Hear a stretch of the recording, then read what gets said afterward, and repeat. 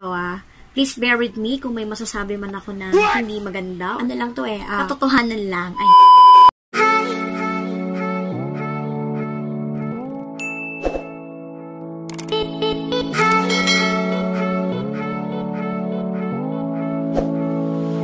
Hi everyone and welcome back to my YouTube channel. And for today's video is gagawa naman tayo ng another reaction video. Ayan, syempre as requested by Mr. Neil Magsino. Ayan. So, maraming salamat po sa nakapanood ng aking SB19 reaction regarding do sa kanilang song na Bakit Ba Ikaw?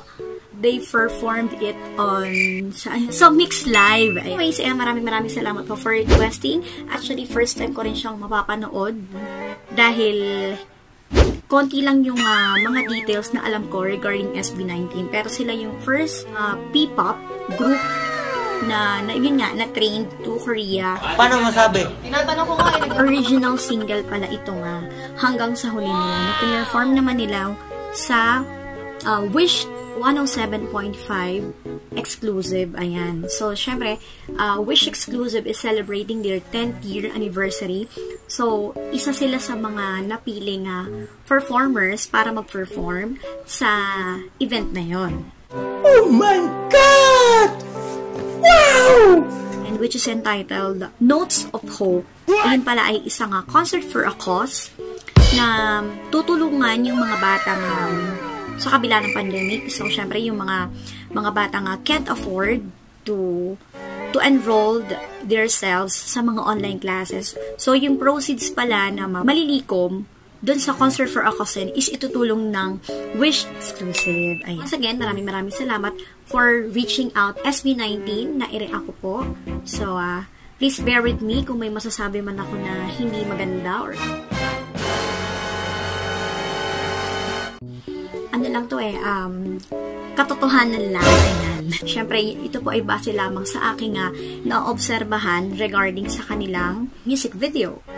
So, sige, mag-start na tayo. At syempre, sa mga hindi pa po nakaka-subscribe sa aking YouTube channel, ayan, make sure to hit the subscribe button and hit the notification bell for you to be notified sa mga upcoming ko pang uploads at sa mga susunod ko pang videos. Okay, so, simulan na natin ang ating reaction to SB19 hanggang sa huli. So, gigilid muna ako ng konti for our camera viewing. One eternity later. Ayan. Based sa performance nila, hindi ako masyadong familiar din sa song. Pero syempre, dahil nga, I think ito yung original, one of their original song. Ayan. So, sige, makikita natin as time goes by. Ayan. Maiintindihan ko rin kung ano yung pinoportray na character dun sa song. Yung pangalawang pumasok na boses ay si Sejun. Ayan. Si Sejun, based on Mr. Neil Magsino, ayan. Siya yung leader ng grupo, si Sejun. Ano? So, siguro, dahil sa coordination din nilang grupo, so, nasisynchronize nila yung boses nila as one. So, nahihit nila yung blending. Tamang blending. Ayan. So, sige. Proceed tayo. At kahit pa ang mundo ay mag-iba, fairness.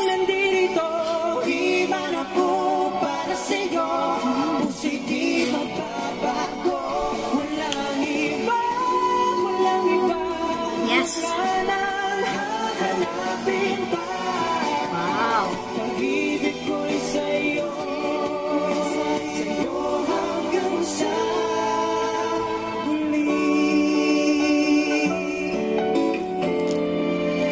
Ang galing talaga ng kanila, mga blendingan. Ano, doon talaga pumapasok yung kanilang more on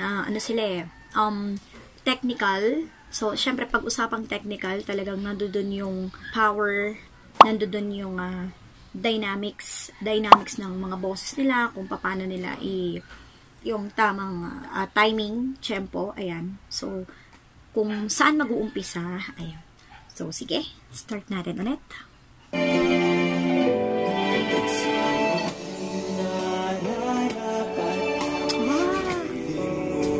I think this is the youngest member of the group.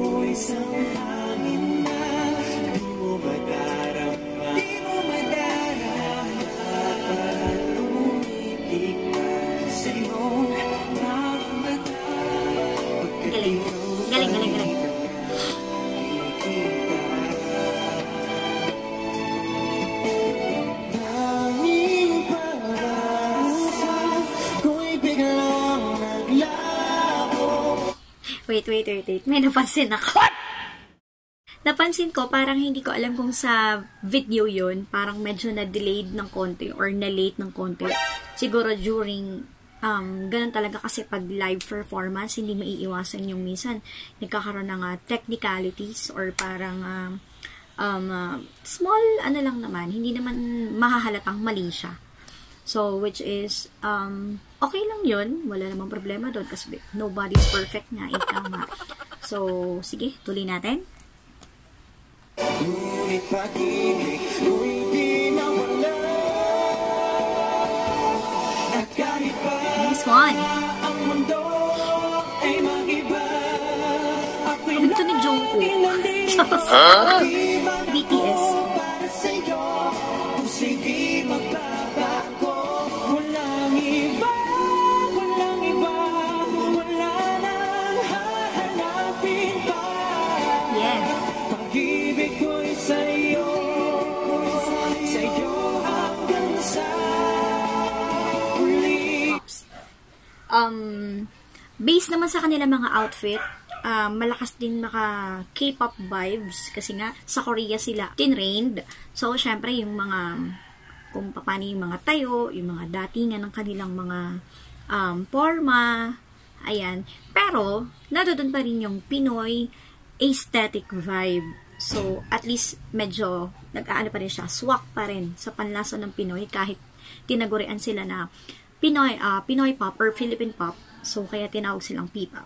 So, ayun nga, based dun sa last reaction video ko sa kanila, may nag-correct sa akin na hindi pala sila matuturing na K-pop. So, P-pop po sila. So, P-pop, Pinoy pop. Okay? I think this is the bridge part. Yes. Yes. Bibihira din kasi yung kung solo artist ka, pwede. Bibihira kasi yung nakakagawa ng gano'n na kahit as a group, pwede kang mag-falsetto or something like yung blending is sakto pa rin kahit may mga falsetto, may mga falsetto. So, nasasakto nila yung pasok nun. Yung timing, yung kung saan ba dapat i-release yung falsetto. Yes. Nice one. Kung ito na ang huli, nais kong malaman mo na.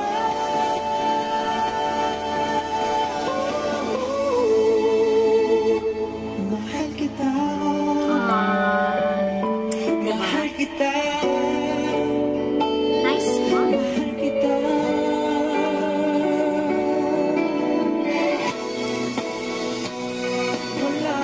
Yan. Yung character nila sa as in sa live performances, base sa live at saka base sa music video. Actually, yung music video, hindi ko pa rin siya napapanood. So, gagawa na lang natin siya ng separate na reaction video. Dito naman sa live is nakikita mo talaga yung kanilang character as a group. Nandoon yung kanilang coordination na tulong-tulong talaga sila. Hindi mo po pwedeng sabihin nagsasapawan or parang nandoon yung ito yung leveling, halimbawa ito yung leveling ng isang member, then ito yung isa, then yun, as so on and so forth.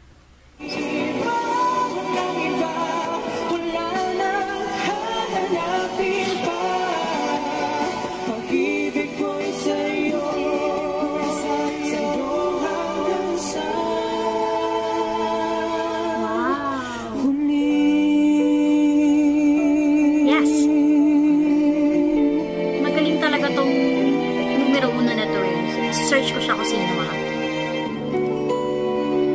Alright. Ayan. Natapos na agad.